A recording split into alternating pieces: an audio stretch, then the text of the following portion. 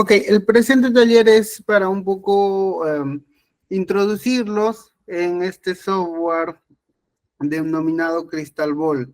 El Crystal Ball es una herramienta que se ha diseñado para gestionar proyectos en el área de conocimiento vinculado a los riesgos o incertidumbres. Pero para empezar me gustaría aclarar un término, ¿no? Proyecto es un término que lo usamos coloquialmente, es de uso común, amplio, cotidiano, pero a veces nosotros manejamos diferentes, o cada uno maneja su propio concepto o definición de esta palabra. A nivel internacional, los proyectos son conocidos como esfuerzos temporales que se llevan a cabo para crear productos, servicios o resultados únicos. Y acá, como verán, el concepto es bien puntual. Se denomina esfuerzo temporal porque está limitado en el tiempo, es decir, tiene un inicio, un final. No podríamos hablar de un proyecto que va a durar de forma permanente, ¿no? Y también está referido a la creación de un producto, servicio o resultado. ¿Por qué hablamos de resultado? Probablemente producto y servicio todos lo entendamos, ¿no? Porque son términos comunes en proyectos, ¿no? Sobre todo en inversión pública hablamos de crear una institución educativa, de construir una carretera, de instalar un sistema de saneamiento. Entonces ahí se entiende rápidamente que es un producto, ¿no? Y si hablamos de un servicio, podríamos hablar de el servicio de desarrollo de un software o servicio de instalación de una red de fibra óptica. Eso también podríamos entenderlo rápidamente como un proyecto, pero un resultado puede ser un cambio que quiero generar en una entidad, por ejemplo, la implementación de un sistema de gestión por procesos, ¿no? Lo puedo entender como el resultado que yo quiero lograr, conseguir la certificación ISO 9001, ¿no? Que es la certificación vinculada a gestión por procesos o sistemas de gestión de calidad. También podría cada uno de ustedes ponerse la meta, ¿no? Mi resultado es titularme del pregrado, titularme de la maestría, titularme de un doctorado. No lo vas a hacer siempre, ¿no? Es un esfuerzo temporal que uno hace para estudiar, por ejemplo, una maestría y titularse. Entonces, ese es el concepto más amplio que debemos tener en un proyecto y ese está vinculado a generar, como les decía, algún producto específico, ¿no? Y nace también siempre de una idea, pero también desde una definición bien amplia. La idea puede ser el plan de desarrollo local concertado, puede ser también el plan de desarrollo institucional de una empresa, el plan de vida que uno tiene, ¿no? Entonces, la idea está referida a aquel instrumento que a nosotros nos permite definir las estrategias, los lineamientos, las políticas que vamos a tener como institución, como empresa, como persona. Y a través de estos documentos se generan, ¿no? O se dan inicio a los proyectos. Ahora, dentro de los proyectos siempre vamos a encontrar riesgos, ¿no? Cualquier proyecto, cualquier proyecto que tengamos en este mundo, va a enfrentarse a riesgos, bajo distintas características, bajo distintos entornos o contextos. Si hablamos de nosotros como sociedad, que está expresado en ese gráfico, nos hemos enfrentado el 2020, 2021, ¿no? Quizá un poco hasta el 2022 al COVID, ¿no? Alguien que probablemente años anteriores nadie se imaginaba que podríamos tener una situación así, ¿no? Creo que muy poca gente esperaba que en algún momento podamos estar en una cuarentena, ¿no? O en una situación en la cual un virus ataque tan despiadadamente a nuestra sociedad, ¿no?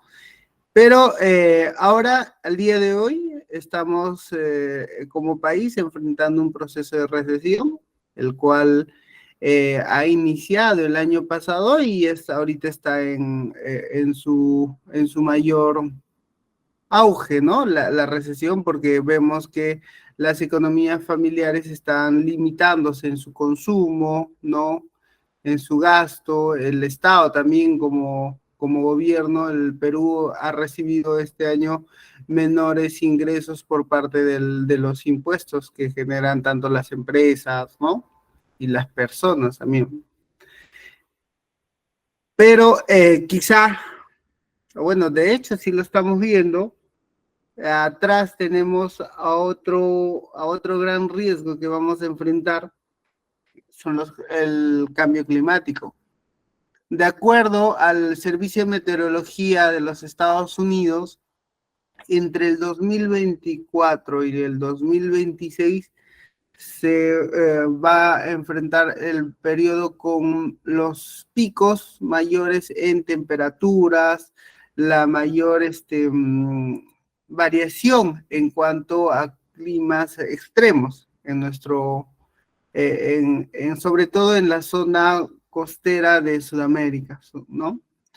Y eso va a afectar todos los proyectos, todos los planes que tengamos previsto. Imagínense una empresa que se dedica a producir y exportar arándanos, ¿no? Los arándanos sobre todo se cosechan en la zona costera del país. ¿Qué riesgos se van a enfrentar? Probablemente lluvias intensas, ¿no? O plagas, porque hay mayor humedad, normalmente las plagas se proliferan más en esos escenarios. O sol intenso, el arándano es un producto cuya característica principal es de que es bien sensible a los cambios de temperatura. Por eso los exportadores de estos productos manejan la cadena de frío para conservar la temperatura del arándano. Entonces, en un escenario de mayores variabilidades en las temperaturas, se va a ver afectados todo su proceso productivo, ¿no? Y así podemos hablar de cientos de productos que van a verse afectados, por ejemplo, el café, el cacao, productos que en la zona selva de nuestro país suelen ser los principales, que dinamizan las economías de las localidades, ¿no? Entonces, tenemos un escenario bien complejo en el cual los riesgos no los podemos controlar. Antes se hablaba de controlar los riesgos. Al día de hoy, los riesgos los monitoreamos y sobre ese monitoreo de los riesgos implementamos acciones que pueden ser aceptar los riesgos, ¿no? O también podríamos mitigar los riesgos. Hay riesgos que nos pueden afectar positivamente y también lo podemos capitalizar esos riesgos. Entonces, de acuerdo al tipo de riesgo, se van implementando acciones. Y es que los riesgos a lo largo de la vida de los proyectos tienen distintos impactos. Voy a usar el puntero. El riesgo, imagínense que nosotros vamos a iniciar nuestra tesis de maestría, ¿no? O nuestra tesis, simplemente. Entonces, cuando uno inicia el desarrollo de su tesis, lo primero que hace es investigar sobre el tema. En esta etapa, el nivel de riesgo suele ser alto, porque cuando nosotros iniciamos nuestra tesis, probablemente la definición del problema, de las hipótesis, ¿no? Del marco teórico, no la tengamos bien claro. Entonces, probablemente ese marco metodológico de la tesis va a sufrir altas variaciones, podríamos incluso en algún momento cambiar totalmente de tema, queríamos hacer una tesis sobre el tipo de cambio, pero al final terminamos haciendo una tesis de agricultura sostenible, ¿no? Entonces, el nivel de riesgo es alto porque no conocemos probablemente mucho sobre el tema, ¿no? Vamos a investigar recién. Pero al inicio, el costo de esos cambios cuando recién estamos identificando la idea, explorando alternativas, el costo de esos cambios, ¿no? Sean mínimos porque probablemente no hayamos avanzado mucho, ¿no? En nuestra tesis. Pero conforme vayamos avanzando, se supone que nuestro nivel de conocimiento sobre el tema que vamos a desarrollar, en este caso la tesis, ¿no? Va a aumentar. Ya vamos a saber cuál es el contenido mínimo que nos pide la universidad, ya vamos a tener avances en el marco teórico, vamos a saber ya claramente, por lo menos, identificar nuestras variables, ¿no? Nuestras hipótesis, ¿no? Vamos a incluso ya desarrollar los instrumentos bajo los cuales vamos a recoger la información. Entonces vamos a tener bueno. Pero imagínense que llega nuestro asesor cuando ya estamos a media o avanzar en nuestra tesis y nos dicen, ¿sabes qué? Tienes que cambiar de tema porque no vas a poder comprobar tu hipótesis. El costo de ese cambio va a ser muy grande para nosotros. ¿Por qué? Porque ya hemos avanzado. Todo el avance probablemente vamos a tener que rehacer, retrabajar ese avance. Y si, por ejemplo, ya cuando nos toca nuestros dictaminantes, ¿no? Tienen que agarrar y evaluar nuestra tesis y nos observan todo, también el costo de ese cambio va a ser bien fuerte. Entonces, hay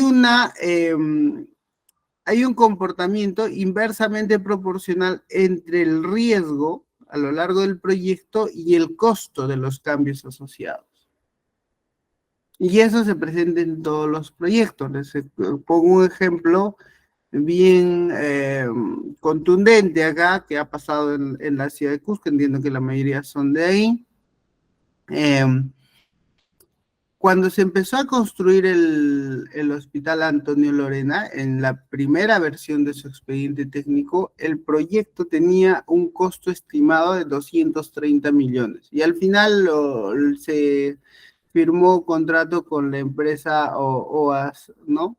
La constructora OAS. Al día de hoy, ese mismo hospital, con algunas mejoras que están planteando, nos va a costar 1.400 millones de soles, porque se tiene que derrumbar varios bloques que ya se han implementado, porque varias edificaciones han sido construidas encima de manantes, donde filtra el agua y han deteriorado los cimientos, ¿no? Incluso los muros que ya se habían implementado, que supuestamente ya estaban para inaugurar. Entonces, el costo de esos cambios, imagínense lo que está implicando a nuestro país, ¿no? Y el tiempo también, es una obra que se ha iniciado allá por el 2012 con sus expedientes técnicos, ¿no? 2015, si no me equivoco, inician obra, o 14 creo fue, y al día de hoy están iniciando, o bueno, están en sus primeros meses de implementación de la obra. Se espera que se concluya el 2026, ¿no? Pero con esos incrementos de costos y con un plazo superior a los casi 12 años, ¿no? Entonces, ahí vemos que a lo largo del ciclo de vida del proyecto, ¿no? El nivel de riesgos va variando y también los costos asociados a los cambios también. Y tienen un comportamiento inversamente proporcional. Entonces, los riesgos van evolucionando, ¿no? Pueden algunos riesgos concretarse, algunos pueden incluso riesgos que en un primer momento iban a tener un impacto fuerte sobre el proyecto, pueden ir mitigándose y hasta convertirse simplemente en unos riesgos que hay que simplemente monitorear, ¿no? Uno de los grandes problemas que vamos a tener como país durante estos años va a ser el cambio climático, y acá quería un poco resaltar lo siguiente, que en este caso, este tipo de riesgos los vamos a monitorear, pero normalmente lo que debemos hacer es monitorear a nivel con información. En este caso, acá se muestra información del CENAMI estadounidense, o el equivalente al Servicio de Meteorología, ¿no? En ese país, y ellos muestran acá en el mapa mundi una zona bien pintada de color rojo, ¿no? Que está entre las costas de Ecuador y Perú, ¿no? En estas zonas el nivel de precipitación va a aumentar, los climas extremos van a incrementarse, es decir, va a haber zonas donde van a presentar sequías, otras zonas donde van a presentarse lluvias, ¿no? Inundaciones, ¿no? Entonces lo que pasa a nivel a nivel general o a nivel estadístico es de que la temperatura media, ¿no? Va variando, ¿no? Donde antes, un ratito, vamos a agarrar el puntero, ¿no? Donde la temperatura media estaba a un nivel y ahora se está desplazando a otro, pero eso implica de que haya un cambio en más o menos 2 grados. 2 grados a nivel de ecosistemas es un cambio muy fuerte. Probablemente varias especies vayan a desaparecer, ¿no? Otras nuevas vayan a desarrollarse, ¿no? Sobre todo a nivel de planta. Pero lo más grave para la agricultura es de que los climas extremos, tanto cálido como frío, su nivel de ocurrencia es mayor, ¿no? Y eso para la agricultura es brutal, ¿no? Es brutal porque genera pérdidas en la capacidad de producción de nuestras zonas agrícolas. El riesgo de desastre, que es entendido como un tema muy vinculado al desarrollo productivo, al desarrollo agropecuario, ¿no? Está asociado siempre al peligro, la exposición y la vulnerabilidad, ¿no? Entendiendo al riesgo como una condición latente que anuncia efectos adversos en el futuro. Puede ser anticipado, puede ser analizado y también puede ser intervenido, es decir, podemos, como les decía, mitigar o prevenir o implementar algunas medidas preventivas para que no nos impacte eh, fuertemente sobre nuestros proyectos, ¿no? Por ejemplo, si pensamos en esta figura de acá, siempre me gusta poner esta figura de ejemplo. Si pensamos en esta figura, vemos que hay un vivero, ¿no? Construido, y a nivel de estructura se nota que era muy frágil, la cobertura era simplemente un plástico, ¿no? Eh, y alguien me diría, ¿y qué medidas de prevención de riesgo de desastre podría haber implementado? Bueno, una medida de prevención podría haber sido de que tu estructura sea más sólida, ¿no? Tenga mayor capacidad de resistencia a los pesos y tu cobertura no necesariamente que sea de un plástico no tan frágil, sino podría haber sido un TR4 o algo que aguante una nevada como la que ha ocurrido, ¿no? Pero otro análisis podría ser, bueno, esa sería una medida de riesgo o medida de gestión de riesgos muy costosa, ¿no? Porque plantear una estructura metálica de mayor resistencia con cobertura no de un material más resistente, cuesta más al agricultor y no va a tener el recurso para poder financiarlo. Una opción podría ser de que tenga a nivel estructural mayor resistencia, pero la cobertura siga siendo de plástico. Sin embargo, el agricultor tendrá que tener el conocimiento y la destreza para que inmediatamente acabe la temporada de lluvias, torrenciales, cambie esa cobertura con otra, ¿no? Porque el plástico que usa es relativamente económico y lo puede reemplazar, ¿no? Eso es una medida intermedia. que puede servir para que el agricultor, ¿no?, rápidamente reacciona a la ocurrencia, al riesgo, ¿no?, y tiene la medida, ¿no?, la resiliencia para poder actuar inmediatamente. Entonces, cuando hablamos de gestión de proyectos y gestión de riesgos, si bien es cierto, nosotros podemos plantear medidas extremas, por ejemplo, cuando hacemos defensas ribereñas, proyectos de servicios de protección contra inundaciones, es el nombre técnico, podemos plantear gaviones, podemos plantear muros de concreto, ¿no? Pero hay que saber cuál es la medida óptima, porque no, tampoco podemos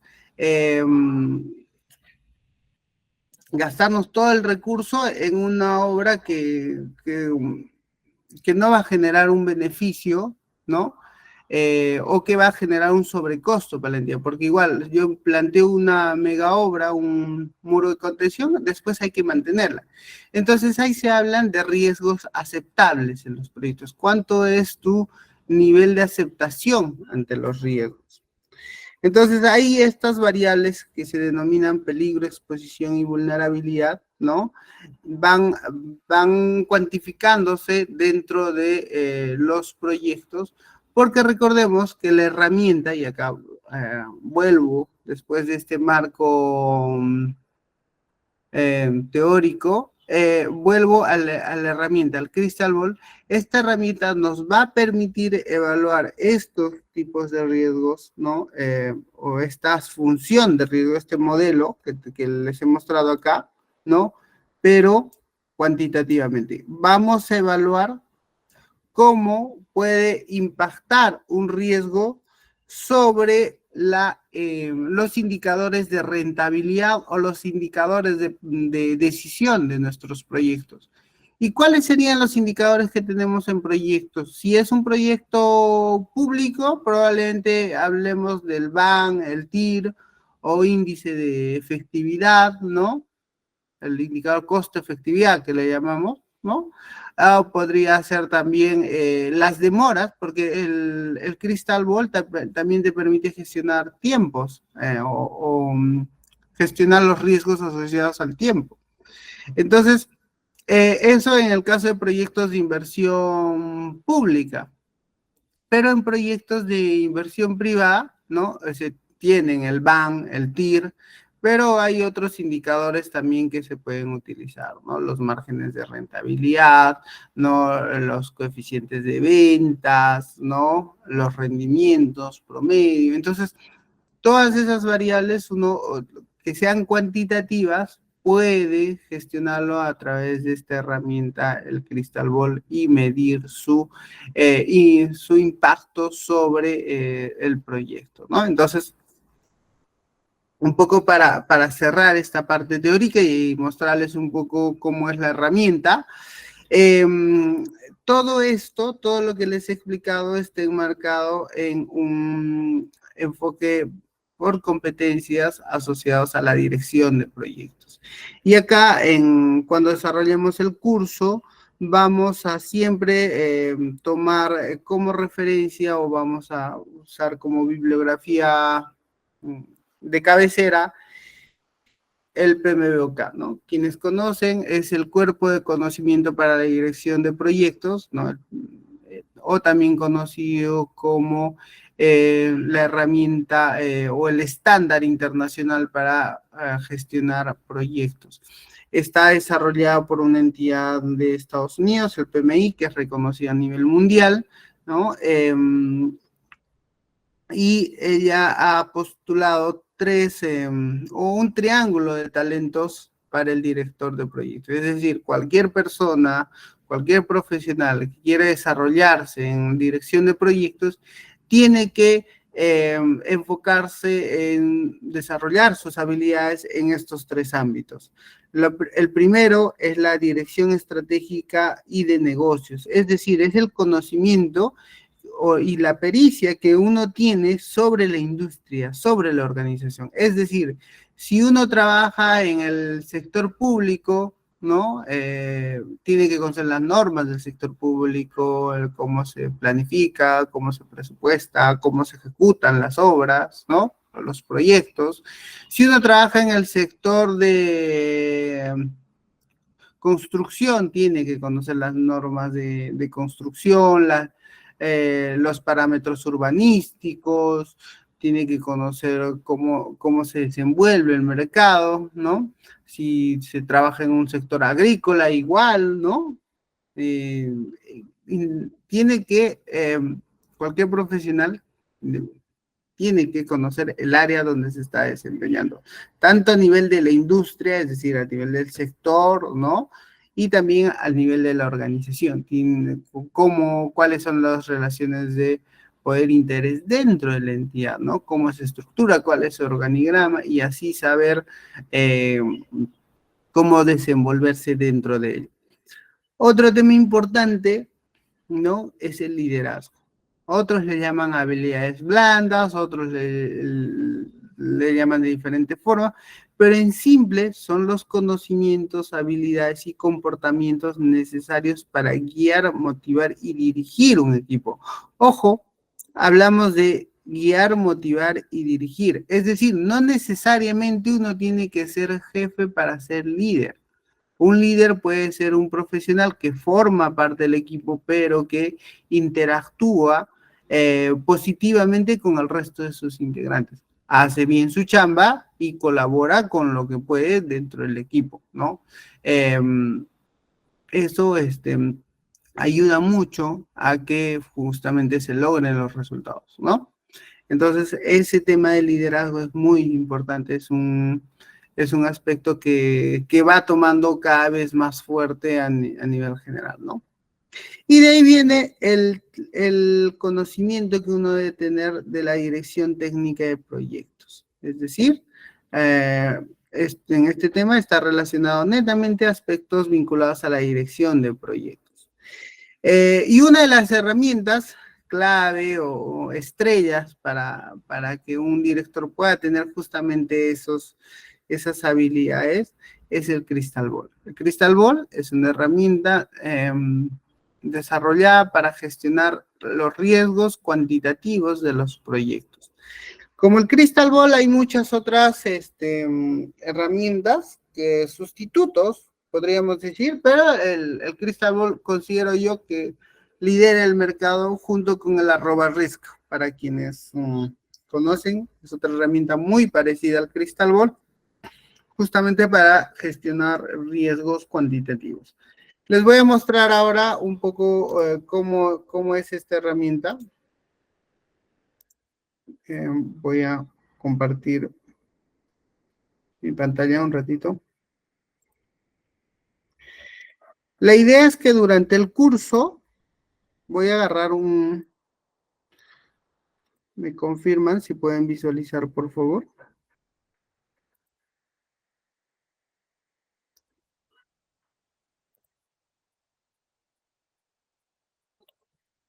Correcto, docente. Sí podemos visualizar el Excel. Ok. A ver, el Crystal Ball es una herramienta que se complementa al Excel. Es decir, ustedes desarrollan su evaluación económica dentro de esta herramienta, Crystal Ball, perdón, el Excel, y como complemento, acá ustedes ven en la parte superior, ¿no? Les va a aparecer una pestaña para que ustedes puedan ¿no? utilizar la herramienta, incorporar la gestión de riesgos cuantitativos. Es decir, nosotros cuando desarrollamos un Excel, una evaluación económica, sobre todo hacemos un análisis determinístico, ¿no? Acá tengo otro Excel abierto. En este caso es una evaluación de un proyecto de seguridad ciudadana. Y se dice determinístico porque con base a toda la información que he recogido, yo estimo o defino o determino un indicador de rentabilidad. En este caso, el indicador de rentabilidad es de que el proyecto es rentable, socialmente rentable, con un BAN de 14 millones de soles y un TIR de 19.5%, ¿no? Recordemos que el BAN y el TIR son indicadores globales de rentabilidad de proyectos, ¿no? Donde el BAN, si es mayor a 0, ¿no? Si es mayor a 0, dice que es socialmente rentable, ¿no?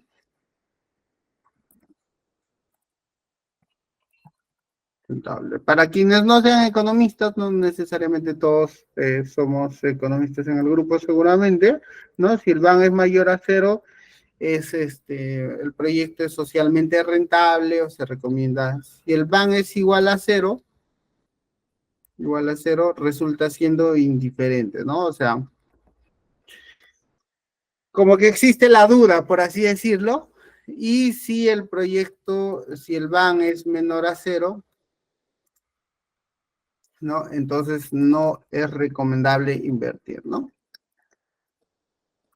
Invertir. Ahora, ese es a nivel absoluto, porque acá estamos hablando, el BAN siempre lo vamos a expresar en soles, ¿no? Ahora, por otro lado, el TIR es la tasa interna de retorno, ¿no?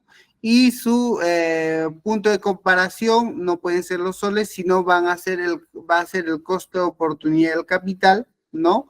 O lo que en el sector público le llamamos la tasa social de descuento, ¿no?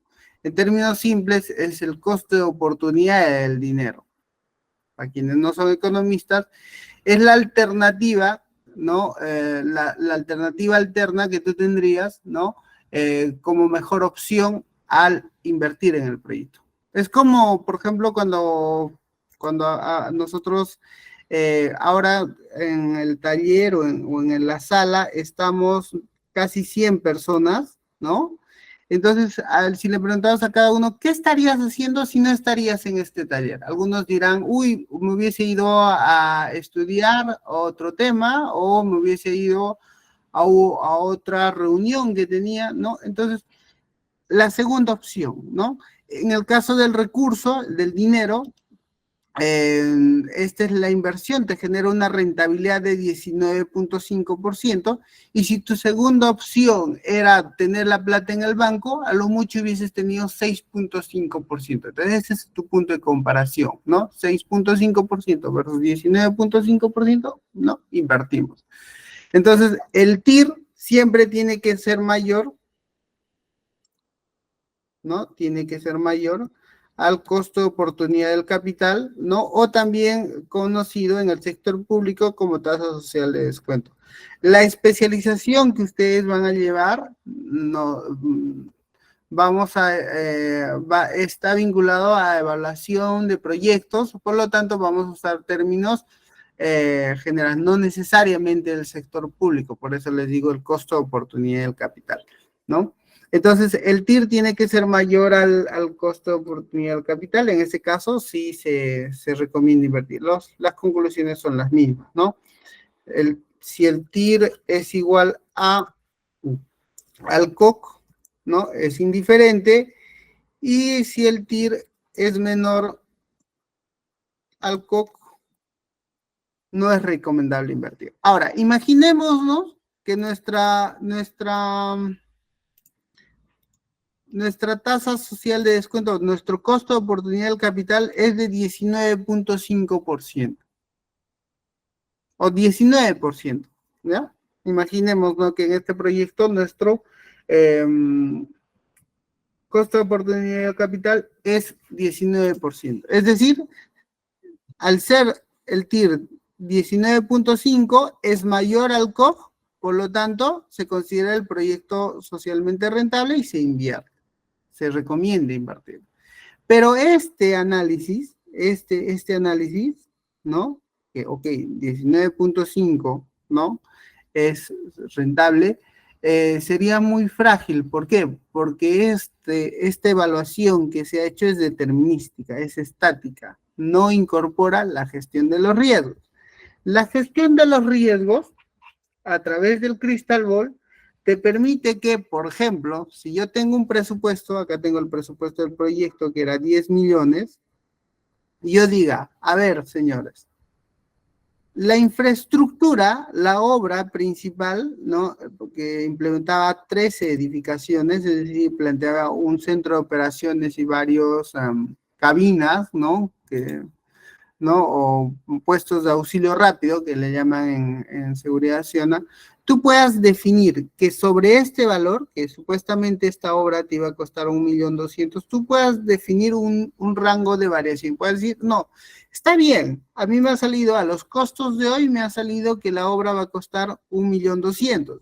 Y yo, a través de esta herramienta del Crystal Ball, puedo definir, ok, pero esta obra, si tiene una distribución triangular, me podría, como mínimo, o sea, por su costo, el costo de la inversión, podría tener un valor mínimo. Imagínense que pueda llegar hasta 1.200.000, vamos a poner, ¿no? 1.200.000. No puede llegar a costar, si ahorramos, si optimizamos tiempos, plazos, puede llegar a costar hasta 1.200.000.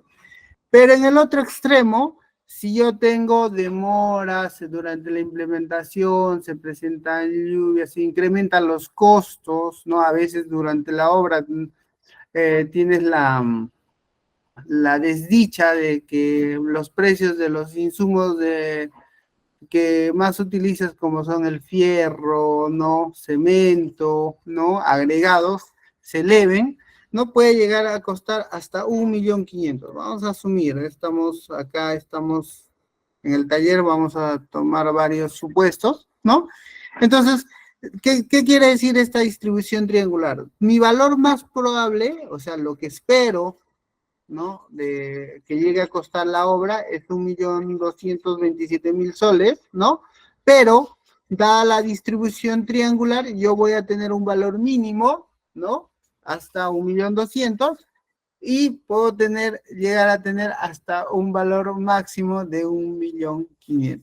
Entonces, la herramienta te dice, cuando yo desarrolle el modelo de Monte Carlo, voy a iterar, ¿no? O voy a desarrollar escenarios dentro de estos rangos que me estás dando, ¿no? El valor más probable, que va a tener mayor frecuencia, es justamente cercano a 1.227.000, pero el valor puede llegar hasta 1.200.000 y hasta como máximo 1.500.000. Entonces, se darán cuenta que inmediatamente esta celda se ha achurado de otro color, ¿no? Esto es para definir una variable de suposición. Pero ¿cuáles serían mis variables de decisión? ¿No? Como habíamos visto, serían el BAN y el TIR, porque con estas variables yo decido la rentabilidad del proyecto. Entonces podría agarrar y decir, ya, esta es mi variable de decisión, ¿no? La variable de decisión sería el BAN, ¿no? El BAN, cuya unidad de medida, valor actual neto, le vamos a poner un nombre completo, ¿no? Y le vamos a poner como unidad de medida soles, completo también. Y se darán cuenta que se achura de otro color, celestito, ¿no? Y también el TIR, la tasa interna de retorno. Y su unidad de medida es el porcentaje, ¿no? Entonces tengo definida una variable de suposición o un supuesto, le vamos a llamar así, un supuesto, y tengo dos variables de decisión. ¿Pero con eso es suficiente para correr el modelo? Sí, pero a nivel de análisis va a ser muy pobre, porque solamente estás variando una actividad de todo tu presupuesto, de todo tu proyecto, porque para el desarrollo de este Excel he tomado muchos más supuestos. Por ejemplo, el tema de la proyección de la población, ¿no? La población que tiene una tasa de crecimiento. Yo podría, por ejemplo, acá agarrar y decir, la tasa de crecimiento de esta población puede variar también y puedo incorporar algún tipo de variabilidad respecto al modelo probabilístico determinístico que he planteado. Pero vamos por los beneficios. Los beneficios de proyectos, en este caso estoy agarrando un Excel de un proyecto de seguridad ciudadana. Normalmente están asociados a los costos evitados. Es decir, a nosotros por inseguridad ciudadana nos roban, nos asaltan, tenemos que hacer trámites, a veces si durante el robo nos han hecho algún tipo de daño o hemos sufrido un golpe, tenemos que ir al médico, pedimos descanso médico a veces o tenemos sobrecostos por tratamientos, ¿no? En algunos casos, cuando el robo ha estado ligado a un asesinato, también puede ocurrir, ¿no? Todo eso se cuantifica, ¿no? Se cuantifica en el proyecto. Y, por ejemplo, uno de los indicadores más fuertes son el costo social por fallecimiento prematuro. Esto es de acuerdo a la publicación que hizo el MEF, donde ellos hicieron una valoración de cuánto implicaría el hecho de que durante un robo, durante un asalto, una persona fallezca, ¿no? Prematuramente, ¿no? Entonces, este valor, ¿no? Este valor yo lo puedo definir como una que tenga cierto nivel de variación. Y podría decir que esta variable tiene un comportamiento normal, ¿no? Bajo una distribución normal.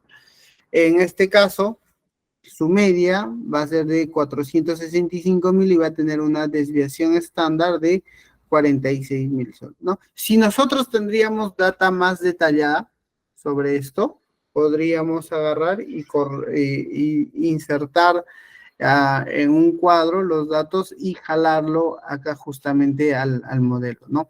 Pero acá, dado que estamos usando un taller puntual para que ustedes vean los atributos generales de esta herramienta, lo vamos a tomar así, ¿no? Igual con el tema de la tasa de crecimiento, ¿no? Acá también una precisión en esta herramienta, cuando uno define una variable de suposición, no puede considerar como tal a una celda que es fórmula, ¿no? Por ejemplo, si yo hago acá clic, ¿no? Y jalo acá, definir suposición, me va a decir la herramienta de que las suposiciones solo se pueden definir para celdas de valor simple, es decir, celdas donde yo haya ingresado, ¿no? Yo haya ingresado un dato, ¿no? Un número. Por ejemplo, voy a hacer acá, en homicidios. Homicidios está jalando desde el mapa del delito. Vamos a ver, o vamos a convertirlo esto simplemente en un valor, ¿no? Para el ejemplo, ¿no? Vamos a ver, sí. Entonces vamos a suponer que esta variable, ¿no? Y acá ustedes verán, justo aprovecho para mostrarles todas las opciones que nos da el Crystal Ball. Nos da infinidad de formas en las cuales una variable se puede comportar a lo largo del tiempo, ¿no? Como les decía, la triangular es la más común, ¿no? La más básica, pero hay otras distribuciones: uniforme, normal, logarítmica, beta, ¿no? Quienes son de la especialidad de econometría, acá les va a encantar todos estas formas, la T-Student, la logística exponencial, ¿no? Normalmente para proyectos se suelen usar 3 o 4. Las más comunes son la normal, la triangular y la uniforme, las 3. Y la que normalmente recomiendo yo para incorporar riesgos de desastres es la variable SINO, ¿no? Entonces, en este caso, voy a usar una distribución uniforme para mostrarles más o menos de qué trata, ¿no? La distribución uniforme es cuando yo no tengo certeza del dato, del valor, ni de su comportamiento, pero solamente tengo el rango.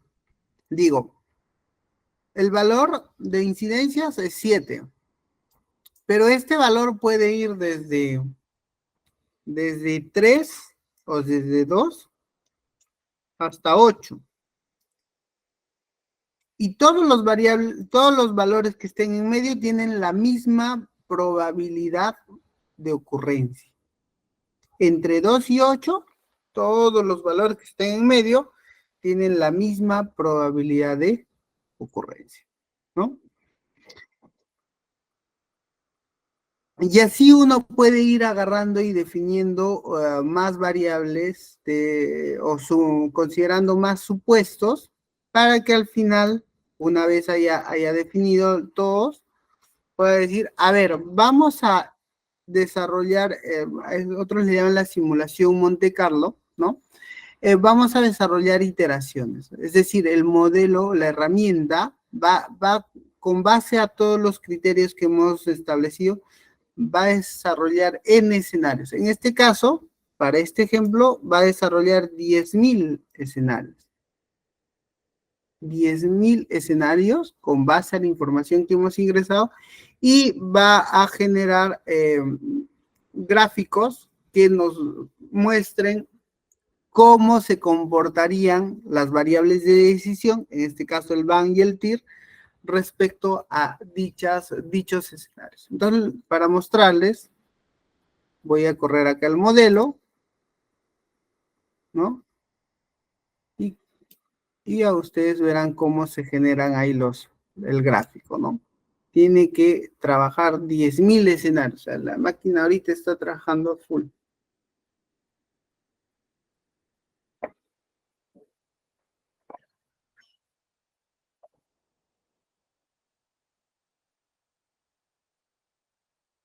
Mientras vamos esperando, como les decía, esta herramienta tiene algunos sustitutos que trabajan de forma muy similar. Una de ellas es el @risk, es otro programa un paquete en realidad, el Decision Tools.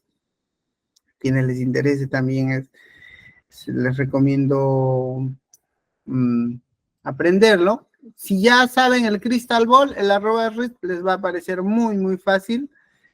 Y otra herramienta que sí es relativamente nueva en este tema es el Primavera P6. En realidad el Primavera P6 es una herramienta que se usa para gestionar portafolios. Portafolios es un conjunto de proyectos o programas que se alinean estratégicamente, ¿no?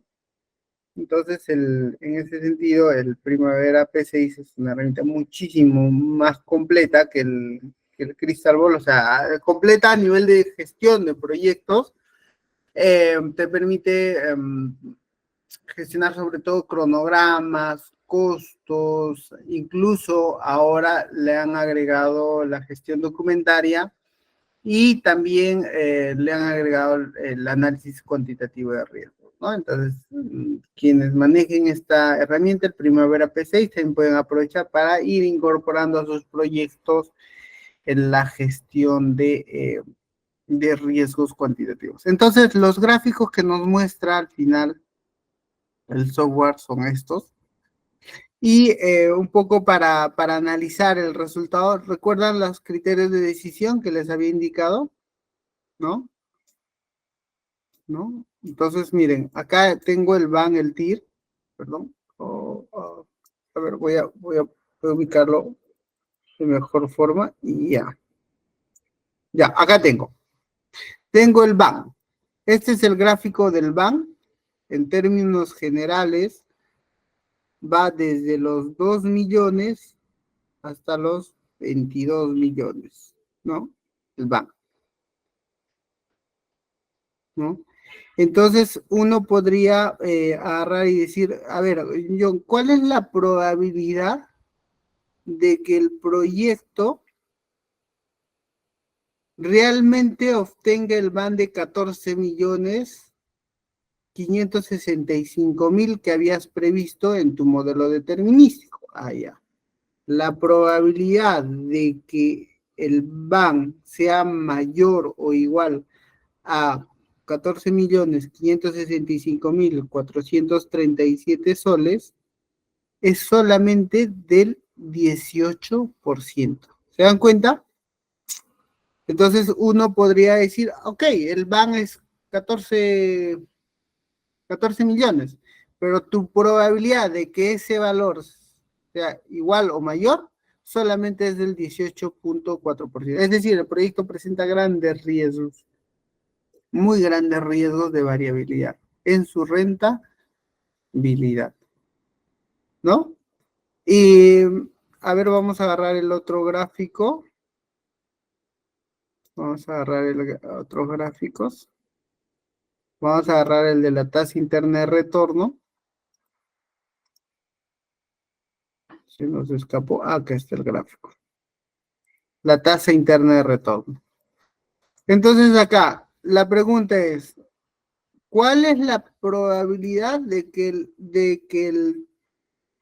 el TIR sea mayor a la tasa social de descuento? Porque es un proyecto social, un proyecto de inversión pública, la tasa social de descuento es de 8%. La probabilidad de que el proyecto sea socialmente rentable, es decir, su tasa interna de retorno sea mayor a la tasa social de descuento, es de 58.54%. ¿No? Pese a que uno cuando revisa si uno hace un análisis normal de los proyectos, se queda con este dato, ¿no? Ah, ya, ¿su MAN es mayor a cero? Sí. ¿Su TIR es mayor al costo de oportunidad de capital o la tasa social de descuento? Ok, pasa el proyecto. Pero cuando incorporamos la gestión de riesgos cuantitativos, la conclusión puede ser muy diferente. No en el sentido de que no se haga la inversión, de hecho, lo recomendable es que se haga la inversión, pero hay que implementar medidas para mitigar esos riesgos y que realmente la rentabilidad esperada se llegue a concretar. Probablemente en proyectos de inversión pública el análisis por un buen tiempo no sea tan exhaustiva, pero para proyectos de inversión privada esto resulta siendo clave, porque los privados suelen ser más exhaustivos en el análisis de riesgos y en la implementación de acciones preventivas y correctivas de ser el caso, ¿no? Esta herramienta también te presenta otros gráficos muy interesantes, el gráfico de tornado, gráfico de sensibilidad, en el cual tú puedes priorizar cuáles son los riesgos de mayor relevancia para el proyecto, ¿no? Entonces, acá podríamos incluso aplicar teorías paretianas, ¿no? Decimos, si yo soluciono el 80% el 20% de problemas, ¿no? El 20% de los principales riesgos voy a solucionar el 80% del problema, ¿no? En este caso, el gran riesgo está por la cantidad de homicidios, ¿no? Lo cual representa el 92.6% del impacto sobre los indicadores de decisión del proyecto. La herramienta también es bien práctica o bien completa en cuanto al desarrollo de informes porque te genera reportes bien amigables que van a servir para que cualquier proyectista pueda incorporar dicha información a su proyecto, ¿no? A su análisis. Otra ventaja de esta herramienta que te da otras opciones de optimización y predicción que seguramente los vamos a ver durante el taller. Entonces, para concluir, como les digo, les invito a que puedan llevar la especialización, la cual va a ser muy completa en el análisis. La idea es que sea algo práctico, que les ayude realmente a que ustedes puedan desarrollar sus habilidades en cuanto a la gestión de riesgos cuantitativos. Entonces, dicho eso, les agradezco por su tiempo. No sé si hay consultas, comentarios. Voy a estar atento a ellas. Gracias. Buenas noches. Excelente, docente, muchísimas gracias. Estuvo bastante entendible y qué mejor todavía con el caso práctico. Y bueno, ahora sí vamos a pasar a la sección de consultas. Ok, aquí Hay una pregunta de Josué Pancorbo, el cual nos dice, ¿cómo se define el tipo de variable? A ver, dentro del área de conocimiento vinculada a la gestión de riesgos, el PMBOK en su sexta edición establece 6 procesos. El primer proceso se denomina planificar la gestión de los riesgos, es decir, cómo nosotros, a través de un documento, que puede ser puntual, no necesita ser un documento amplio, vamos a gestionar los riesgos, cómo vamos a identificar los riesgos, cómo vamos a documentarlo, cómo se van a probar las medidas para mitigar o no reducir dichos riesgos. O sea, ese es el primer proceso, planificar la gestión de los riesgos. El segundo proceso está vinculado, está referido a identificar los riesgos. Es decir, es el proceso en el cual tú, a través del análisis, durante todo el proyecto, no solamente durante su planificación, sino también puede ser durante la ejecución, tú estás alerta a todos los riesgos que puedan afectar positiva o negativamente al proyecto. Y en esta etapa tú categorizas los riesgos, porque no todos los riesgos son potencialmente dañinos para el proyecto. Entonces, ahí tú vas a poder, a través de un registro de riesgos, ¿no? Caracterizarlo, ¿no? Diagnosticarlo, por así decirlo. El tercer proceso es el análisis cualitativo de riesgos, donde tú, una vez identificados los riesgos, tú los priorizas, sobre todo con base a 2 criterios, ¿no? Probabilidad de impacto, ¿no? ¿Cuánto puede dañar, no? Perdón, alguien, ya. Y en este proceso, el análisis cualitativo de riesgos, tú vas a priorizarlos, vas a organizarlos y decir, ya, sobre estos riesgos yo tengo que plantear alguna medida, ¿no? Plantear alguna acción, ya sea preventiva o correctiva, o también puede ser, ¿no? Que puedas simplemente decir, lo voy a monitorear, ¿no? No voy a hacer nada, voy a monitorear el riesgo para ver cómo va. Esos son los riesgos ya más grandes, ¿no? Imagínate que el riesgo sea de que caiga una granizada en tu terreno de cultivo. No vas a poder hacer nada, simplemente monitoreas, ¿no? Estás alerta, si pueda ocurrir una granizada de gran envergadura, ¿no?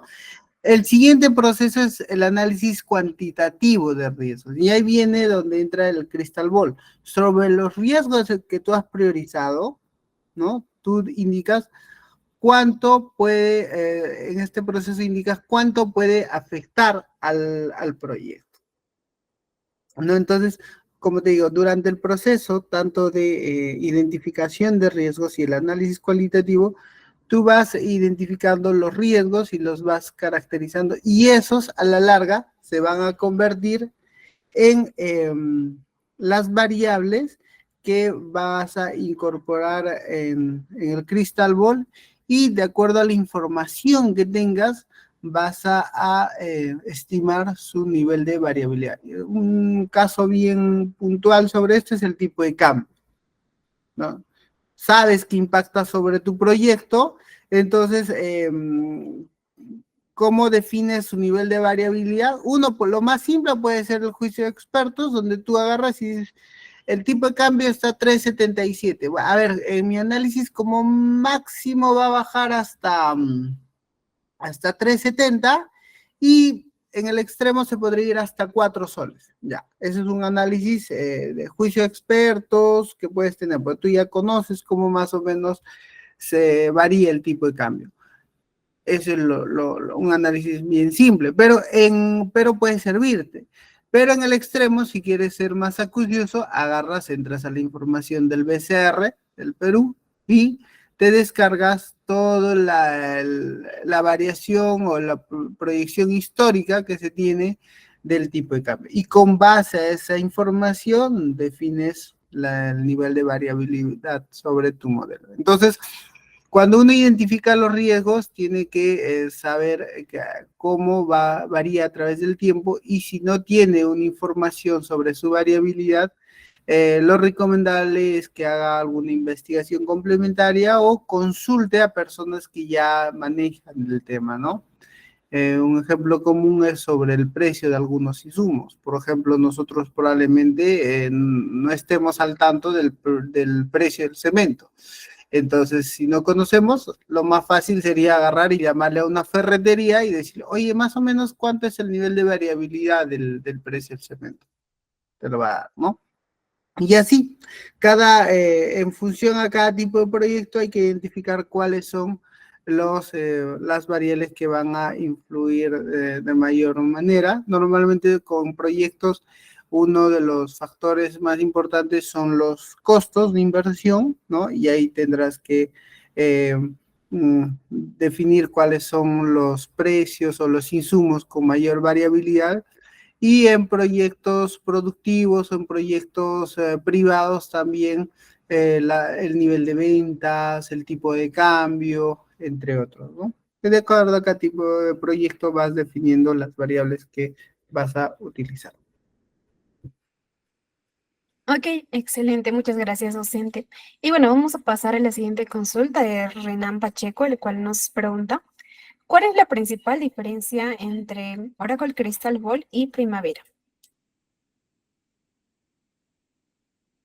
El Crystal Ball es una herramienta que se ha desarrollado exclusivamente para la gestión de riesgos cuantitativos. Es decir, sirve principalmente para ello y es complemento al Excel. O sea, tú necesitas abrir el Excel para usar el Crystal Ball. En el caso del Primavera P6, es una herramienta que es un software autónomo, es decir, es como si hablara del S10 o el SPSS, ¿no? El MATLAB es un software aparte, cuyo principal objetivo es gerenciar o gestionar portafolios, es decir, una cartera de proyectos grande, ¿no? Normalmente el Primavera P6 lo usan corporaciones dedicadas a gestionar múltiples proyectos, ¿no? Lo trabajan, quienes trabajan con esta herramienta, también lo usan de forma colaborativa, es decir, varias personas pueden modificar proyectos en simultáneo, que se trabajan a través de esta herramienta. Y el Primavera P6, como les dije, gestiona proyectos sobre todo en cuanto al cronograma, alcance, costos, gestión documentaria, ¿no? Y le han agregado, ahora último, porque esta modificación es relativamente nueva, le han agregado la gestión de riesgos cuantitativos, ¿no? Es decir, a todo el paquete que tenían le han agregado un ítem más, que es la gestión de riesgos cuantitativos. Esa sería la gran diferencia que tienen ambos programas. Ok, excelente. Muchas gracias, docente, por su respuesta. Y bueno, finalmente vamos a pasar a la consulta de Jimena Flores, la cual nos pregunta, ¿el curso incluirá la herramienta de optimización que está incorporada en Crystal Ball? Sí, vamos a desarrollar unos casos de predicción. Como les decía, lo que te hace la herramienta es, con base a una serie histórica, te proyecta posibles escenarios, ¿no? Esa es la herramienta, que una parte, la de predicción, predictor, ¿no? Y la de optimización también, pero ahí vamos a tener que agarrar un ejemplo que tenga, tenemos que trabajar definir las variables de decisión, ¿no? Entonces ahí tiene cierta particularidad para poder utilizar esta herramienta de optimización. Pero sí, lo vamos a usar dentro del programa. Muchas gracias a todos.